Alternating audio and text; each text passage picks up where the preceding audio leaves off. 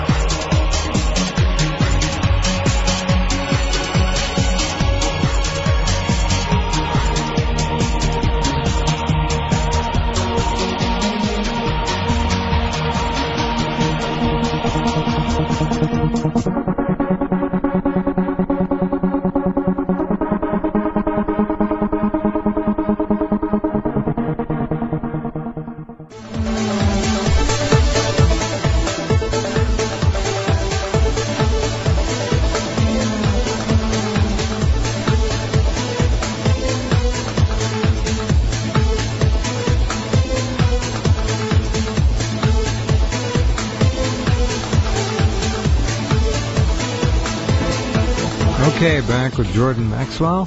Hi, Jordan. Go ahead, please. On my research page, you'll find, just go to the button at the top that says research, and go to the research page, and you'll see 9 boxes, and beneath that is some more research material, but the research page is mostly devoted to these 9 boxes, and each box has all kinds of information in there that people ask me about. And I said, well, have you been to the research page and gone to that particular box with the information? No. I talk a lot about words and how these words are, what these words actually mean as opposed to what you think they mean. Well, on the research page there's a box that says words to research. Just go there and click it and look at all the words that are used in courts and by royalty. And see what these words really mean and how they're being used against you. And again, the recommended books and materials, I got all kinds of stuff there. And bits of history. And there's a lot of stuff on that box called bits of history. People don't know. Classic example of bits in history kind of stuff I put in there is the torch that is used during the Olympics, the Olympic torch. It was not used. There was no torches used in ancient Greek Olympics. The torch came into the Olympics by Adolf Hitler. Hitler decided he wanted the torch of illumination to be used as the beginning of the Olympics. So when you see the Olympic torch, just know that that's Nazism. Adolf Hitler developed that.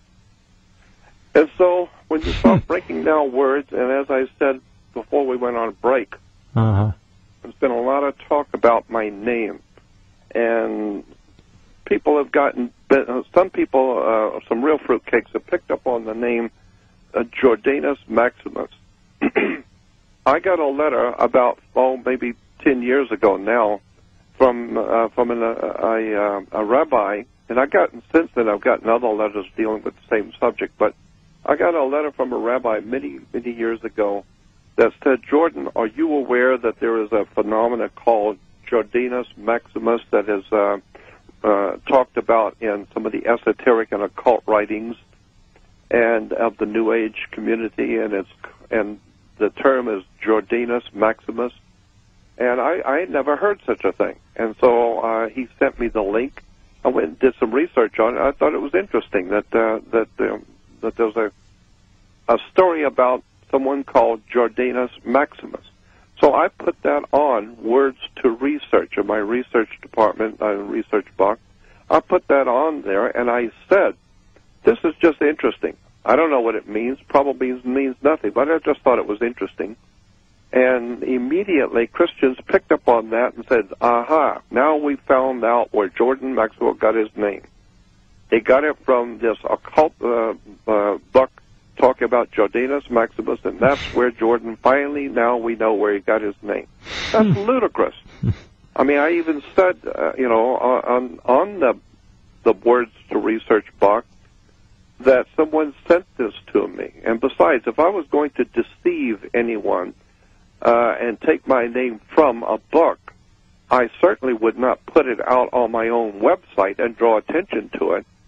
So that's ludicrous that I got my name from Jordanus Maximus. Ludicrous. But unfortunately, people are too easily swayed to believe something that somebody is saying about you. So that's why I've always tried and go to the source of any of this. But now, we wanted to talk about a little bit about commerce and the occult world of commerce. And there is so much to be said about that, as you well know. We've talked about it before. Mm-hmm. But just little everyday facts and figures people are totally not aware of. It will just blow your mind when you start to really look at this idea of the hidden or occult research of words and terms that we use in government. Well, I think you already blew a lot of people's minds with the Olympic torch. That was a pretty good. That was a pretty good one. Well, yeah, I got tons of those kind of things. But, for instance, how many employees do you think the United States Post Office has? What would you say? And collectively, how many employees do you think they have, the Post Office has? I did this story the other day. Did you? It's huge. Okay. Well, that's the United States Postal Service, but I'm saying the Post Office, the United States Post Office. Ah, the Post Office. Yes. The United States Post Office no longer exists. Gone. It only has 5 employees left, and that is the Postmaster General, the Deputy Postmaster General, Assistant Postmasters General, the Legal Officer, and the Judicial Officer. 5 employees. The rest of what we call is called the United States Postal Service. The United States Postal Service is not the Post Office. The Post Office no longer exists. So it's a private, the United States Postal Service is a privately owned corporation. It's privately owned. And they made over $1 billion back in 1998. So every year they make hundreds of millions, if not billions, in profits. But that's a privately owned company called United States Postal Service. And if I can say something about that. If you folks have anything really valuable, don't send it with the United States Postal Service. No, not at all. Go with UPS or FedEx. I would highly suggest the same thing. Yeah. And if you go to a series of voluminous books in the law library, it's called Corpus Juris Secundum. I think we've talked about this a long time ago. Long time back. Well, let's do it again. Hold on, Jordan. We have to pause. Okay. Long segment coming up in just a couple minutes. That's fine. As we will continue. All right, talking with Jordan Maxwell, who is here once a month with us on the third Monday of each month, 9 o'clock Pacific time. And we'll continue in just a moment.